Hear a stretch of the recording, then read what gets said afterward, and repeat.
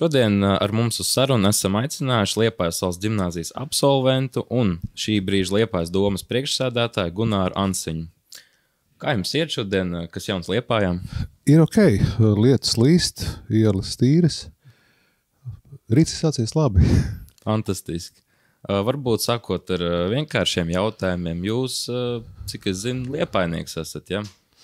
Nu jā, esmu dzimis audzis Liepājā, un jāsaka lielu prieku no pirmās klases, atšķirībā no jums. Esmu arī mācījies Liepājas pirmajā skolā. Tad sanāk, jūs jau no pašiem sākumiem mācāties centra sākuma skolā un tagad tā kā ģimnāzijā? Nē, esmu tas izredzētais, kas uzreiz no pirmās klases sāku mācīties pirmā vidusskolā. Tas ir Ausekļu ielā. Tad agrāk bija savādāks formāts, jo mēs, kā mums pieņemsim šobrīd, mēs sākam tik no 7. klases ģimnāzijā. Jūs no pirmās uzreiz, jā? Nu jā, tas bija tas brīdis, ka skolā bija nedaudz savādāks sistēma. Un jāsaka, ka es arī esmu absolvējis skolu 11. klasē, kas tajā laikā bija tas standarts, kad bērni sāk mācīties 7 gados un absolvēja skolu 11. klasē. Līdz ar to man ir varbūt pārtrūcis tas brīdis, kad ir jāsacenšas, lai kļūtu par Liepājas ģimnāzijas skolēnu vai audzēkni. Es no pirmās klases biju tiesīgs mācīties šajā brīnišķīgajā skolā. Super, bet varētu teikt, kādiem vējiem jūs nonācāt līdz skolai? Varbūt tie ir vecāki, kas šeit mācījās, varbūt kādi draugi, varbūt... Tas mans vējš bija diezgan vienkārši. Es dzīvoju tagadējā Uliha ielā, un tā bija tuvākā skola manai mājvietai. Diezgan tā saprotam, kāpēc. Runājot par skolu, vai jums ir kāds, varbūt skolotājs vai kāds personāls, kas jums tā palicis atmiņā vai ko vēlētos izcelt? Jāsaka pilnīgi atklāti, kad pirmā klasē, sākot iet skolā, es biju tāds īsts memes dēliņš. Man no viss bija bail. Un jāsaka arī, ka man bija bail arī no skolotājiem. Un kā tādu īpašu baiļu sindromu man izraisīja krievvalodas skolotāji. Tajā laikā tā bija skolotāja Formašova. Un jāsaka, ka man pat pēc stundām gan sāpēja vēders, gan man likās, ka esmu slims. Bet tas bija tas laiks, kuru, jāsaka, esmu pāraudzis. Un šajā brīdī bāļu sindroms no skolotājiem noteikti pazudis. Un kāds skolnieks jūs bijāt? Jūs jau pieminējāt memes dēliņu, tad jūs pielīdāt, varētu teikt, skolotājiem vai arī kaut kā savādāk šīs te attiecības bija? Nē, es domāju, ka varbūt tas īsti nav tāds formulējums memes dēliņš kā precīzi, bet es biju ļoti bailīgs. Jā. Pirmkārt, man nebija iespēja iet bērndārzā, jo man māma un omīte tika ar to galā pietiekami veiksmīgi, bet ģimenē man bija iedzīts, zinām mērā, tāds stress, ka man jābūt ir precīzam, kārtīgam, labākam, visu jāzina. Un, protams, tas arī radīja milzīgi daudz no šodienas skatu apakaļ. Arī daudz traumas, jā, jo bailes no krievvalodas vai bailes no kādas sliktas atzīmes, protams, radīja milzīgu stresu pēc būtības. Un jūs minējāt, tad jūs bijāt tāds bailīgs, tas bija tikai mazajās klasītēs vai arī tādā vidusskolas posmā arī tas turpinājās? Nē, es domāju, ka tās bailes, es pārdzīvoju, droši vien, ja mēs tā paskatāmies atpakaļ, kādās 6. 7. klasē, bet jā, es biju kautrīgs, bailīgs un tāds es biju, jā. Turpinot tēmu par skolu, jūs pabeidzat šo te 11. klasi, un kur jūs tālāk devāties? Jāsaka tā, ka 11. klase tajā laikā, vai pareizāk sakot 9. klase tajā laikā, bija tāda izšķiršanās, jā, jo katrs, protams, vēlējās mācīties M klasē, tā bija matemātikas novirziena klase. Un jāsaka, ka man tā izvēle arī krita uz M klasi, un pilnīgi godīgi pateikšu, ka ka tas bija tas pareizais ceļš, jo tas bija tas vadmotīvs turpmāk mācīties un studēt un sasniegt savus izvirzītos mērķus. Varbūt zinām mērā arī pateicoties tam, ka es biju padziļināti ielikts klasē, kur vairāki mani vecuma pārstāvi patiesībā bija ļoti motivēti arī kaut ko sasniegt dzīvē. Un tāpēc arī no 9. klases diezgan aktīvi arī darbojās tajā laikā skolēnu padomē. Mēs taisījām diskotēkas, mēs taisījām pirmos pasākumus ar tādām lietām, ko jūs droši vien pat nepazīstiet, kasetes un lentes, un mēģinājām atrast labākās mūzikas. Un, es gribētu teikt, ka tas laiks iedeva arī tādu, zinām mērā, tādu triecienu pēc būtības, it īpaši ņemot vērā to, ka tie bija 80. gadu beigas, kad varbūt arī džinsi bija zelāki un iespējams viņus nopirkt. Tagad tas, manuprāt, bija tāds ļoti, ļoti efektīvs laiks, ko es pavadīju skolā, tieši arī domājot par savu nākotnes izaugsmu un attīstību. Ja. Jo tajā laikā, piemēram, braucienu uz ārzemēm, tas bija kaut kāds retums, bet caur skolēnu padomu es tika izvirzīts arī, piemēram, vairākus mēnešus pavadot darba nometnē Vācijā. Ja. Pēc tam mans ceļš veda uz Liepājas pedagoģisko universitāti.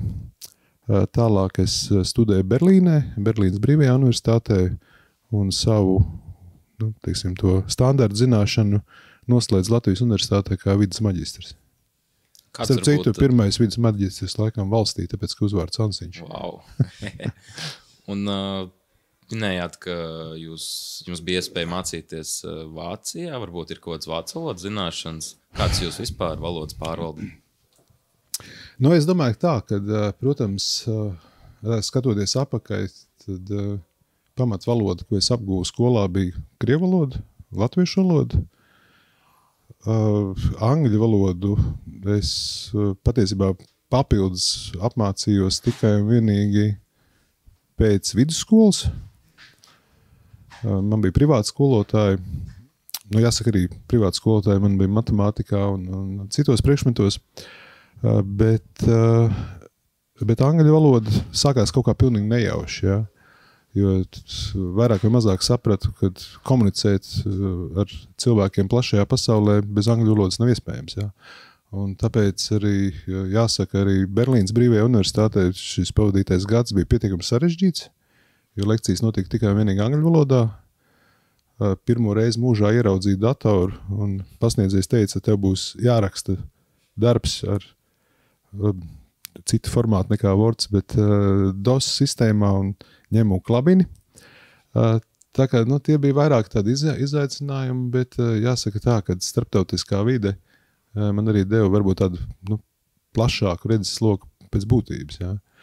Redzot arī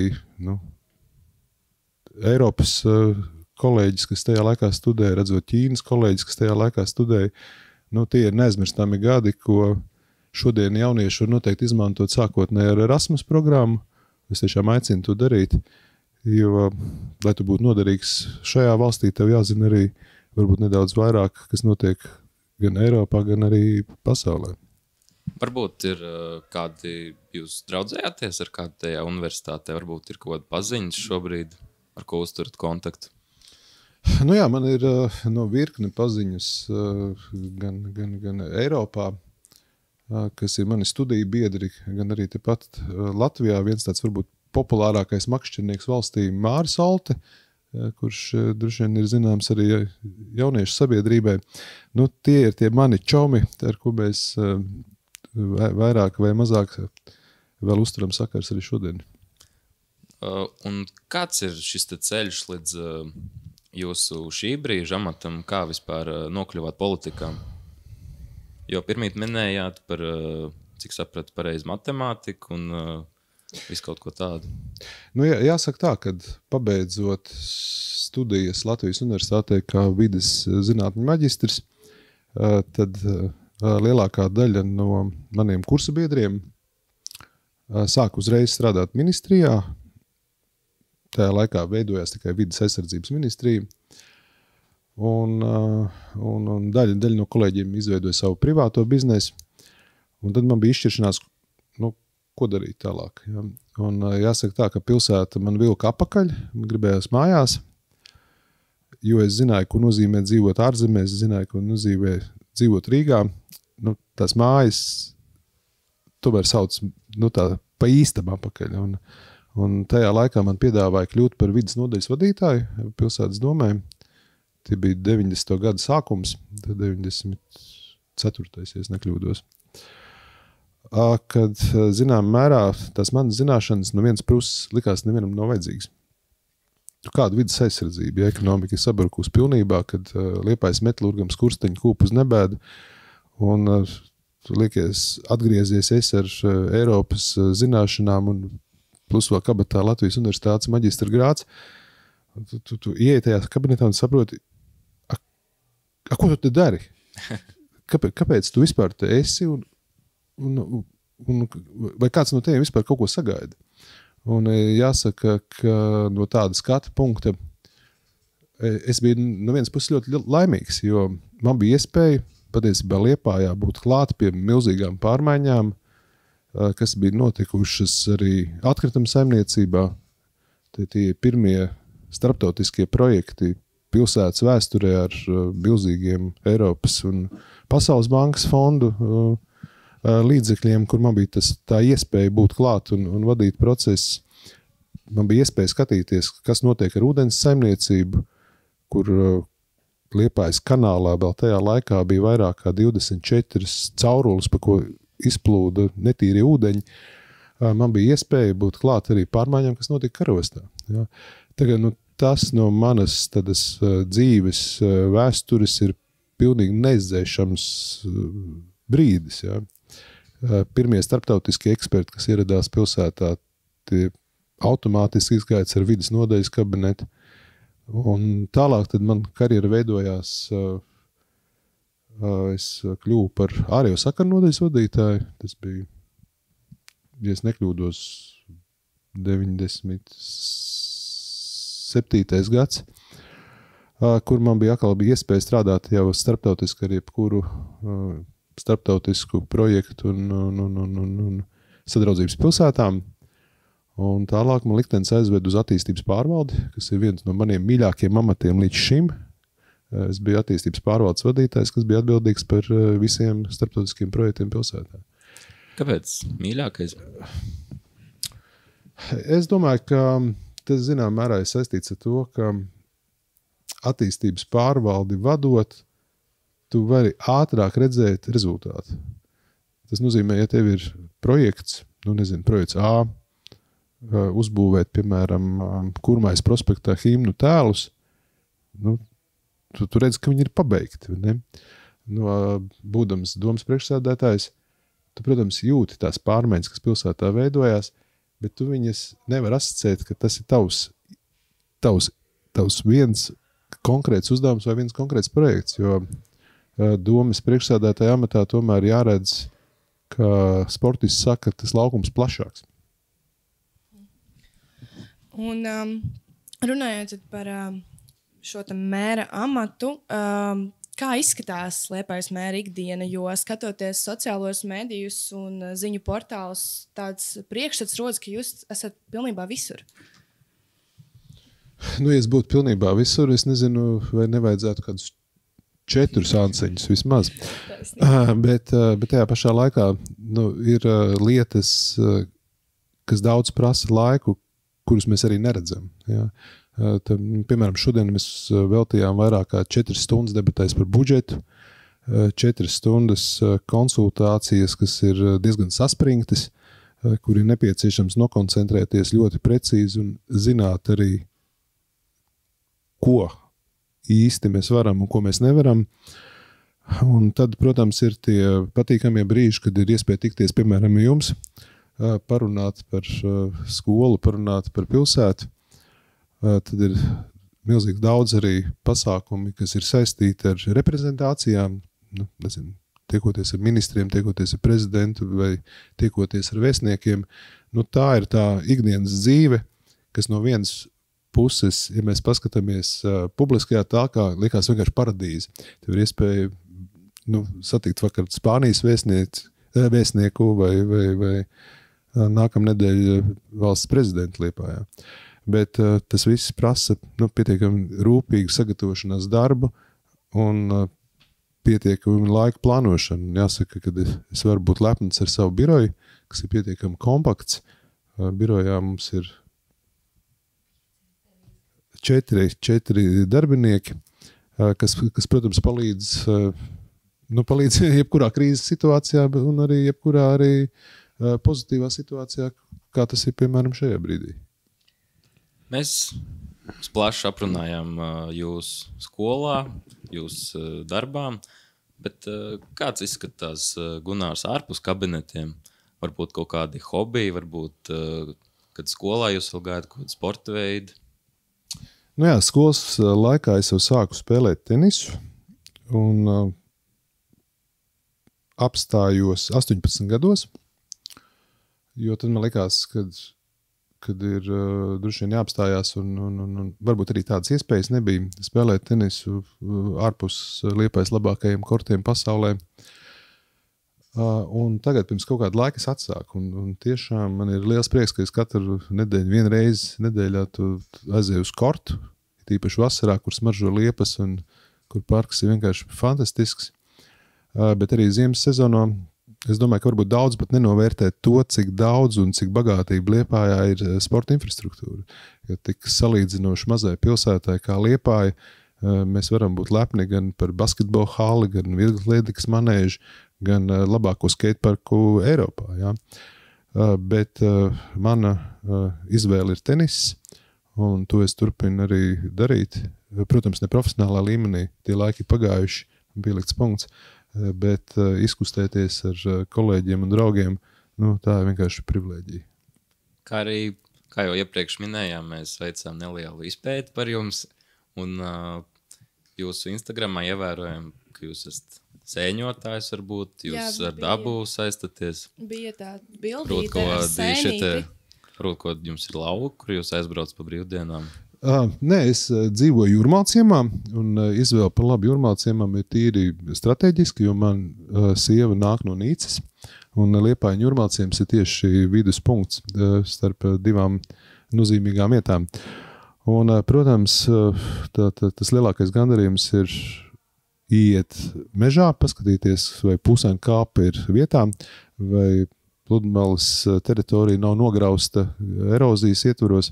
Nu jā, tā ir man varbūt tā atpūtas telpa, kas ir Jūrmālciems, kas ir Pūsaina kāpa un pludmale. Tālāk. Bet sēnes es tā īsti nepazīstu. Es tik pazīstu divas, Baravikas un Gailēns. Mušmirs nepazīstat? Mušmirs es tā īsti nepazīstu. Jo man ir stāsts arī par vienu manu senu un ļoti labu draugu, ko pazīst arī pirmās ģimnāzijas skolēni, un es domāju, visi Liepājnieki, tas Jākaps Ozoliņš, viņš diezgan bieži brauc uz Jūrmālciem mežiem, un tā viņš man sūta visādas fotogrāfijas, ka viņš tādu sēni atradis, un kad es prasu, kas tās ir, viņš saka, ka Dāckas. Kad es eju meklēt tās sēnes, tad es, godīgi sakot, nemāku viņas atradīt. Viņš viss vienāds izskatās, ne? Jā, es tā domāju, ka sēnēm jau visām tur tas vienāds, tā vizulācija ir, tur augšā jumtiņš, apakšā stobriņš. Ejot tālāk, mums ir šī sekcija, kur mēs dodam iespēju mūsu Instagram sekotājiem uzdot jums jautājumu. Un viens no pirmajiem ir, kāds ir jūsu ideālais vakars, pārnākot pēc garas darba dienas? Varbūt tas ir kāds vakariņš, varbūt kāda filma. Es domāju, ka tāds viens ideāls vakars droši vien es nemācīšu pat arī raksturot, jo tas dienas skrējiens ir bijis ļoti dažāds.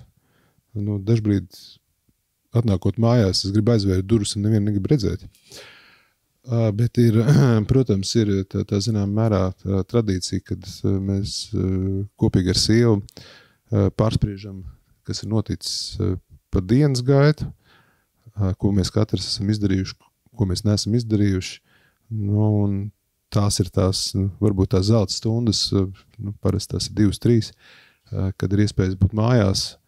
Protams, es saņēmu katru reizi pārmetumus, kad es nepārtraucu skatos telefonā un atbildu uz zvaniem, bet tā ir tā lieta, ko ko nevar izdzēst no darba pienākumiem. Jā, tad bija arī jautājums, kas ir jūsu mīļākā vieta Liepājā? Vai tās varbūt ir vairākas? Es domāju, ka ļoti netradicionāli. Un daudzi, kas ir uzdevuši šo jautājumu, parasti brīnās. Man mīļākā vieta Liepājā ir stāvlaukums pie Mātes pieminekļa. Ļoti neparasti, es piekritīšu. Kāds pamatojums tam ir? Es ilgi meklēju atbildes, kāpēc tieši tā vieta. Un iespējams tas sakņojas kaut kādās vēsturiskās lietās. Un viena no tām, ka blakus stadionam ir tur tāds nošļūcamais kalns. Jā, zinām. Un es atceros, ka bērnībā dzīvoju turpat netālu. Man bija tā privilēģija nobraukt ar ragutiņām. Un vienreiz tā īsti apgāzos, bet palikt dzīvs. Varbūt tas bija viens no stāstiem, bet otrs, varbūt, kas man vairāk iedvesmo, ir stāsts, ka 90. gados Liepājā bija milzīga sērga un ļoti daudz koki gāja bojā. Un lielākā daļa no zvejnieku alejas tika izzāģēta, un tā vietā, tā toreiz bija mana iniciatīva, mēs stādījām ļoti daudz liepas. Un varbūt tas ir tāds emocionāls brīdis atmiņā par to laiku, kāds ir bijis manā dzīvē, kā vidas nodaļas vadītājiem. Varbūt tas ir tas, tāda arhitektoniskā viedokļa, nekas īpašs, bet sirdī tuvu vieta, kur var gūt kaut kādu mieru un prieku. Virzoties uz netik nopietniem jautājumiem, kāda ir jūsu mīļākā filma? Ja tāda ir.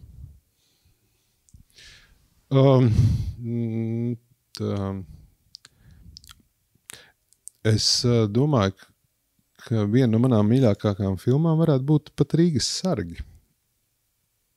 Varbūt kaut emocionāli noskaņa tam ir vai kāds pamatojums? Es domāju, ka tā ir pirmkārt ražota Latvijā. Es arī personīgi pazīstu gan filmas veidotāju, gan arī dažus aktierus no filmas. Un man liekas, ka tā ir viena no tādām spēcīgākām filmām, kas dod Latvijai tādu patriotiskāku noskaņu. Tas, manuprāt, ir viens no tādiem iemesliem, kāpēc šo filmu es varētu uzlikt topā, tā varētu teikt. Jā, tad šis noteikti būs arī pēdējais jautājums no mūsu storijā un Instagram sekotājiem. Un jautājums ir, kura grupa vai mūziķis no Latvijas ir jūsu iecienītākais? Jā, šis ir ļoti grūts jautājums, jo Liepājā ir tik daudz populāru mūziķi, bet jāsaka tā, ka varbūt tas ir arī šīs vasaras iespaidā. Man ļoti, ļoti uzrunāja Šipkavits juniors, kas tas bija Uguns nakts laikā dziedāja patiesībā ļoti, ļoti tādas dziļas gan amerikāņu rakstītās mūzikas, gan arī latviešu paša darinātos darbus. Tā kā šobrīd, ja man šajā brīdī un šajā sekundē būtu jāsaka, jā, tas ir Šipkavits juniors. Skaidrs, bet nedaudz atgriežoties par skolas tēmu, kāds jūsuprāt mācību priekšmets ir liekas? Varbūt tas saknējās kaut kur mācību priekšmets, kas jums nepatīk, gan jau, ka tāda bija.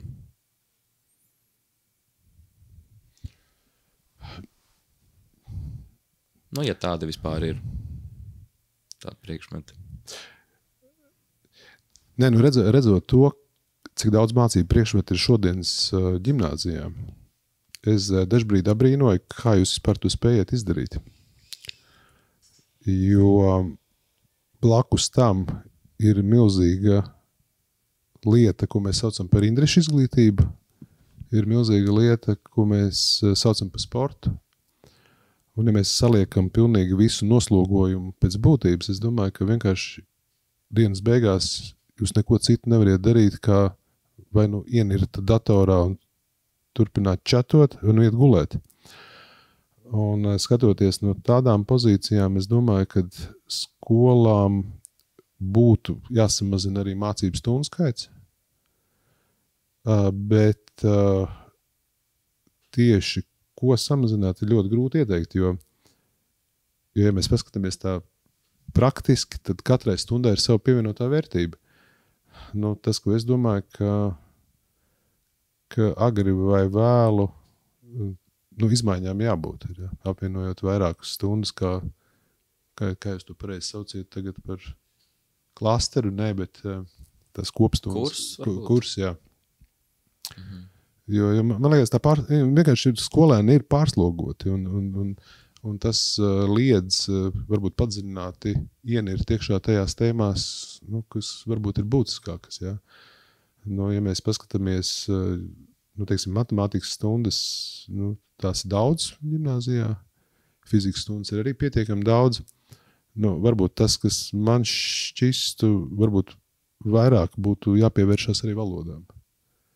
Jo, protams, es zinu, ka gimnāzisti visi prot vismaz 2 svešvalodas, bet jautājums, protams, ir kādā kvalitātē. Diezgan bieži man nākās arī dzirdēt jauniešus runājam, bet neprotot rakstīt. Okay. Ja mēs paliekam tēmā par skolu, kāda būtu jūsu kaut kāda top 1 atmiņa par skolas laikiem? Varbūt tas ir kāds pasākums mīļākais vai atgadījums vai draugu vai kaut kas uz to pusi? Es domāju, ka, protams, ja mēs runājam par mācībām, tad neaizmirstami mirkļi ir skolotāja Dorša. Es nezinu, vai jūs... Mēs nepiedzīvojam, bet ir dzirdēti stāstiem. Jo es domāju, ka no vienas puses stingri skolotāji, no otras puses ļoti cilvēciski skolotāji, kas iedod pamatus diezgan nopietni. Un, protams, tie neaizmirstamie mirkļi ir arī jaunais direktors. Tāds talantīgs Helvijs Valcis sāk strādāt par direktoru. Tas arī, protams, izmainīja skolas gan tēlu, gan imidžu. Bet, ja mēs tā personalizējam ar pasākumu, kas man tā šajā brīdī atminoties skolas laikus, kas ir bijuši pirms daudziem gadiem, tad es domāju, ka tas skaistākie mirkļi jau ir tie, kas notiek varbūt ārpus mācību procesa. Ja? Un tajā brīdī, ka mēs veidojam studentu vai skolēnu padomi, tad tās tikšanās starp dažādu klašu un dažādu vecumu skolēniem bija arī tāda pievienotā vērtība, kad mums ar klases biedru uzticēju veidot pirmo diskotēku, kur mēs bijām abrīnas vērti, ka mums ir, kasēšu magnetofons un lenču magnetofons un vēl 6 dažādas gaismas, kuras var ieslēgt un izslēgt un ka viņas spīd. Tie neaizmirstamie mirkļi, kad tev atnāk un saka, baigi malači, baigi foršā mūzika bija, mēs tādu nebijām iepriekš spējuši saražot. Ja? Tās ir tās lietas, kas paliek atmiņā saistībā ar skolas dzīvi. Protams, atmiņā paliek arī skolas grīdas krāsojumi un padzeršanās iespējas pirmajā stāvā vai kādas konflikti toalešu tuvumā. Tagad tas, es domāju, ka ir pilnīgi normāla situācija. Yeah. Un kā vispār, laikam tas ir neiedomājami, kā izskatās šie te pasākumi jūsu laikā? Gan jau, ka tāda bija. Protams, tas ir kaut kas, kas mums arī ir. Tā ir varbūt kaut kāda skolas balle vai kaut kas līdzīgs koru kariem. Protams, tā pasaule mainās un jāsaka, esmu ļoti priecājis, ka pasaule mainās un tas, ko esmu redzējis, kas notiek gimnāzijā, piemēram, netīrās dējas. Netīrās. Jā, netīrās dējas, jā. Pasākumos, tas ir kosmos, ja mēs salīdzinām ar to laiku, kad es mācījos skolā. Mums bija viss primitīvāk. Zēni devijoja meitenēm, mūzika skanēja, un viss, jā. Ļoti vienkārši. Varbūt nedaudz iedziļinoties šajā pilsētu vidē, ja nekļūdos, nākamgad Liepāja 400. Un kas var būt sagaidāms, ko var kaut kādu mazu priekšstatu vai kaut kas īpatnējs, vai tas pagaidām ir aizvērtām durvīm? Es domāju, ka nākošais gads iezīmējās ar 2 ļoti būtiskiem notikumiem pilsētas dzīvēm. Tie ir Liepājas 400 gadi, kas uzsāksies ar jaunā gada sagaidīšanu un arī ar pirmo tādu lielāku izmēru koncertu Trīsvienības katedrālē. Un, protams, pilsētas dzimšanas dienā būs āra koncerts. Es ceru, plaši apmeklēts un labas kvalitātes. Un tad droši vien mēs kopīgi visi sauksim daudz laimes tev Liepāja 400 gadu jubilejā. Bet otrs nozīmīgs pasākums, protams, ir skola. Un skolai nākošā gadā ir salidojums. Es zinu, ka daudz jau sāk domāt par to, ka beidzot atkal satiksimies un atkal būs iespēja atcerēties vecos labos laikus. Bet skola, kas ir pārdzīvojusi vairāk kā 100 gadi, tas ir nopietns stāsts ne tikai katra personīgajā dzīvē, bet arī pilsētas dzīvē. Tik stabila izglītības institūcija, kā Liepājas ģimnāzija, un grūti atrast. Tad es noprotu, ka jūs arī būsiet uz salidojumu, jā? Es tā ceru. Tā kā mūsu klase lēnām savstarpēji čato, un es domāju, ka varbūt droši vien, ka visi 28 tajā laikā mēs bijām. Nevarēs ierasties, daži ir miruši, diemžēl, bet 11 mēs būsim. Un varbūt ir kāda šī dzīves gudrība vai kaut kāda atziņa, ko jūs vēlētos pateikt Gunnāram pirms 30 gadiem? Proti kaut kas no pieredzes, kas ir sakrājies, kaut kādas zināšanas. Es domāju, ka tā lielākais novēlējums ir iet un darīt, un arī nedaudz riskēt. Un tās iespējas, kas ir šodien jūsu vecuma cilvēkiem, ir nesalīdzināmas ar to laiku, kas man bija. Bet tajā pašā laikā es gāju, riskēju, braucu uz Berlīni viens pats, mācījos, devos uz Ameriku, mācījos. Tie bija tie izaicinājumi, kas šodien liekas tad vienkārši lieta. Ja? Bet tajā laikā, tajā brīdī, tie bija tādi, varētu teikt, ekstrēmi apstākļi, kas piespieda sev varbūt saņemties, pārvarēt stresu, iet un darīt. Ja? Un līdz ar to es domāju, ka diezgan bieži mēs runājam, jaunieši tad nūģi ir, ja? Ka viņi sēž pie datora un neko neiet ārā vai kaut kā savādāk. Es tā nedomāju. Es redzu pilnīgi citus jauniešus, kas ir apkārt, kas ir aktīvi, kas dara lietas, kas viņiem patīk. Ja? Un, lai to darītu, ir jābūt arī gribas spēkam. Un tas gribas spēks jau nerodās no rīta 8:30 vai 8. Ja? Tev ir jāpiespiež sev celties, tev jāpiespiež sev strādāt, tev jāpiespiež sev virzīt uz mērķi. Tas nav viegls darbs, ja tu vari nedarīt. Līdzīgi tā kā es atceros, piemēram, spēlējot tenisu vasarā. Cik tas bija traki, ka man bija jāiet vasaras mēnešos, katru rītu uz tenisa kortiem, jāskrien kaut kādi nevajadzīgi 3 apļi apkārt, ka tev rāja un lamāja, un kad tu pasties blakus džeki no tavas pašas klases, forši dvielīt iet uz pludmali ar draudzinēm. Tā ir tā lieta, kas ir grūta, bet ja tu to izdari, tu pierodi, un tu dari aizvien vairāk. Jā, un tad jūs jau tā iedavāt mums tādu par lietu, par ko padomāt, tad varbūt nobeigumā jūs varat kādu novēlējumu šī brīža ģimnāzistiem? Es domāju, ka ģimnāzija viss ir kārtībā. Un jāsaka, es vienmēr esmu lepns satikt jebkuru, kas ir vai ar ģimnāzijas krekliņu vai ģimnāzijas sirdī. Bet tas novēlējums ir tā, ka izmantojot šo laiku un tiešām iegūstiet no tā kaut kādu savu atlikumu. Vai tās ir mācības, vai tās ir intervijas, vai tas ir kaut kas cits, vai tie ir draugi, kas jums kādā brīdī var pastutēt un palīdzēt arī veidot savas izvēles. Ja? Un brauciet, mācieties, palieciet šeit, mācieties. Jūs mums vajadzīgi atpakaļ pēc gadiem ar savām zināšanām, pieredzi, lai būvētu Liepāju. Un tas ir jūsu pienākums to darīt.